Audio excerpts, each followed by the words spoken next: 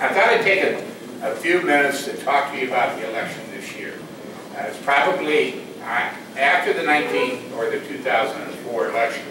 You can tell I've been around too long. By the way, as I should tell you about my dress, the sheriff started to tell you. Now, I know that if I come to foreign country, I ought to dress casual. However, as I have another event in Columbus tonight that originally I thought started at 7 o'clock. And it's a charitable event, and some of our contributors have suggested that I might want to go, and I agreed to do it. But it starts at 6 o'clock instead of 7. So, they're going to have to put up with my suspenders, which are elephants all up and down, with the trunk up. They're Republican suspenders. And I just wanted you to know that I would dress up for you anytime, but coming to a farm country, I would normally be a little bit more casual. So let me get back to the election. In 2004, and I want to give you a little history, I talked to the county chairman, including your county chairman, the Sunday before the election. And I said to him, we have to get every single Republican to the polls in order to re-elect George Bush as President of the United States, and it would come down to Ohio. And then I said, we will win in our rural counties because of the strength of our Republican organizations in counties just like Fayette and the rest of the counties. And I think there was 59 counties that were on that vote. And I remember talking to them and said, we're going to lose my home county by 185,000 votes. And if we get every Republican out, we can make it up just in those small counties. Well, let me tell you something. We lost my home county by 227,000 votes. And we over-exceeded in every single small county in this state, with the exception of maybe one or two. And they gave us a plus 225,000 votes for Bush in those counties. As a matter of fact, it was more than 225,000, but more than offset the loss in Cuyahoga County. We're in the same type of an election this year. The polling data, and we're polling every night, shows that this race is a dead even race. I can tell you in the last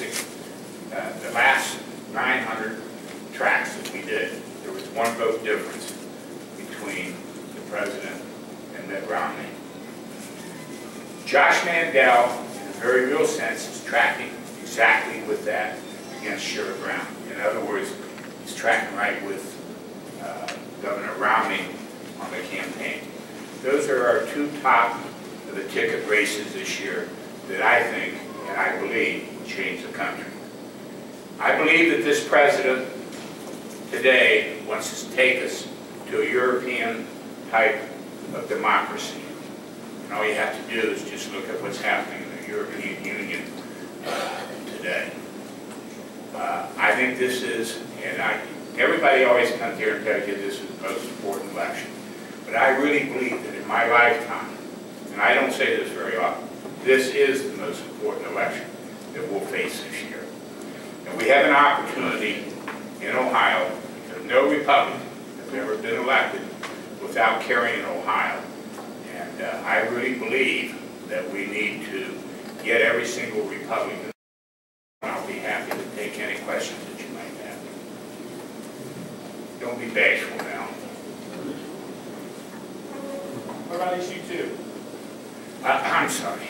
You know, the biggest issue on the ballot is in Fayette County, by the way, it was one of the first counties, I believe, that endorsed against issue 2. Understand what issue 2 is. This is a Democrat-driven, union-driven issue hiding behind the skirts of the League of Women Voters in order to change the way we draw district lines and the way we draw our House and Senate lines, congressional district lines. They don't like the system. Now, I find fault with the present system, but there is a commission that has been appointed by the Speaker of the House, Bill Batchelder. That's a bipartisan commission that is looking at making changes so that the Democrats can't argue that we don't have a fair process. It would require some minority participation in the voting of of any final plan, but also will probably not affect anybody in Fayette County because it would provide probably a compactness test that won't have an impact except for in the major urban areas and would probably help us a little bit. The second thing about the issues, they didn't like congressional redistricting, and I think that we can correct that with a little bit. The fact of the matter is that the Democrats in Ohio are far to the left of where the people in Ohio, the majority of the people, vast majority of the people are. Every poll that we take, 2 out of 3 voters classify themselves as either a little moderate conservative or very conservative. We are a state that is a little bit to the right of center. The only reason we aren't further to the right is because we have large urban centers that tend to vote Democrat. But that is the issue. This issue is harmful. It's not an issue. It's a California plan that's been adopted in Ohio. And I please urge the people, it's on all of our literature that we're mailing out, to vote no against issue 2. Thank you, Bob, for reminding me of that. Questions? Must be a lot of Nashville people, yes? Are you going to mail out a slate card to everybody? We are. The first slate cards went out to those who requested an absentee ballot, and we know that the board has mailed them. And I just texted our political director a message because I checked with a few people here, and you haven't gotten your slate card yet. We know that that absentee ballot, once the voter gets it, stays in the home an average of 7 to 9 days. So I'm a little disturbed that we dropped the last of the absentee, what we call the absentee chase slate cards last Friday, and they haven't arrived at the homes here yet. So we're going to look into that. That's, as you know, that's goes out as political mail. It's a red tag, supposed to not sit at the post office, but sometimes we have to pay attention to what the postal people are doing. So that's the first place we check it. We'll get that. They should have been in the homes. Yes, ma'am. Are we in Ohio in compliance with getting our ballots to our military? Yes, we are. Are you talking about mailing out the absentee ballots and getting the requests? Yes, we are. That is, Ohio, I think, was ranked as one of the top 5 states in the county in getting ballots to the military. There is one thing. You know, the Obama administration has filed suit against the Secretary of State. And by the way, I mean, you know, talk about people that want to game the system. It's been the Democrats in the system. You know, John Husted, our great Secretary of State, has tried to do one thing, and that is make the law consistent clear across the state. In other words, if we're going to have early voting, it applies to everybody. If we're going to pay for that early voting, let me tell you what they did in Cuyahoga County in 08. And I strenuously objected to it, but I didn't file a lawsuit. They mailed an absentee ballot application to every single voter. Something should have been done by the Secretary of State, but guess who the Secretary of State was? It was a Democrat. He wasn't interested in mailing absentee ballots in Fayette County or any of the Republican counties. The county commissioners voted to pay the postage going out. They paid for the postage coming back with the absentee ballot application. Now, every county has to pay for the ballots to go out. I understand that. But they paid $1.62 to get the 3-page ballot back. Or I think it was $1.62 the total cost. And my objection to that was that's giving the voter something of value which is prohibited in the statutes. And nothing was done about it. We tried to eliminate some of that. They filed lawsuits against it. Secretary of State John Husted is appealing the decision on the weekend voting because 84% of the boards of elections a few years ago, or in the last 2 years, asked that we eliminate the weekend voting so that they would have the opportunity to get ready for Tuesday voting.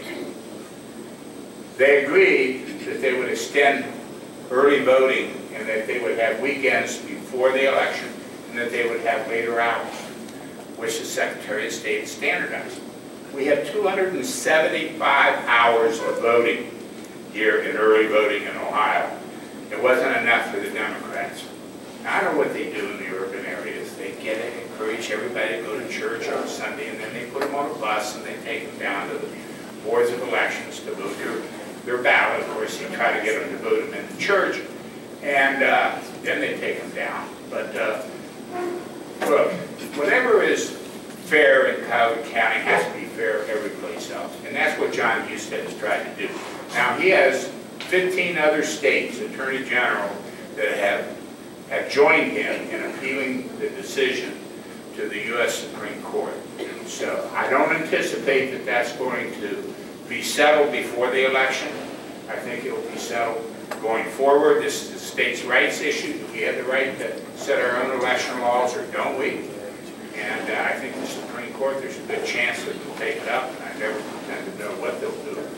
But I think we have an opportunity to support John Husted. But we have, Common Cause is not what I would consider a favorable organization. But the National Common Cause ranked Ohio number 5 in the ease of voting. So there is nobody here that can say that they have a difficult time in voting in Ohio. The Democrats want to make it an issue. That's the only reason. So the military has no impact on it except for the suit. They use the military being allowed to vote those 3 days, which goes back to the Civil War. It's been off and on, but it's been on that way since, I think, 1917, that anybody that's called up can go to their local boards of elections. And maybe it's not as important today with the ease of voting, but the fact is I'm not going to advocate that change for people that are fighting overseas or being called up to go to war. So I think the Obama administration made a mistake on that. Yes, ma'am. Hello, I've been going door to door, and several of the people in the room have been going door to door with the names that your organization has given us. A lot of what I'm hearing by undecideds is they hate the negative advertising on both sides. Is there anything we could do to slow it down on our side? Because they just get so upset. I'm embarrassed sometimes. And I mean, look, there is nothing, once the U.S. Supreme Court handed down the decision in Citizens United, they said one thing, that money is the same as free speech. They equated money with free speech. And then you had to go to the super PACs on both sides. And the only thing about the super PACs is they can't coordinate with the campaign. And I know in many cases, in talking to the campaign, we would just as soon, and I think almost every state chairman would just as soon see that type of advertising go away, or check with us first. But they're prohibited by law from doing that. So as a result, we have no control over that. And it does turn off people. Believe me, it turns off people. And it's one of the most difficult things that we have. But we have to encourage those voters that there is still a choice, and to ignore all the negative ads and listen to what the candidates put out and what the candidates are talking about. Because the candidate advertising doesn't get into that real nasty stuff. The candidate itself, in both cases, will be talking. They may take on their opponent, but they won't do it in a very nasty and harsh way like some of the super PACs are doing right now. I don't disagree with you. There is just nothing we can do about it. Now let me tell you something else. The one group of business people that are absolutely opposed to campaign finance reform are the TV stations and radio stations. Somebody told me it increases their bottom line by better than 35% just this year alone, based upon the advertising.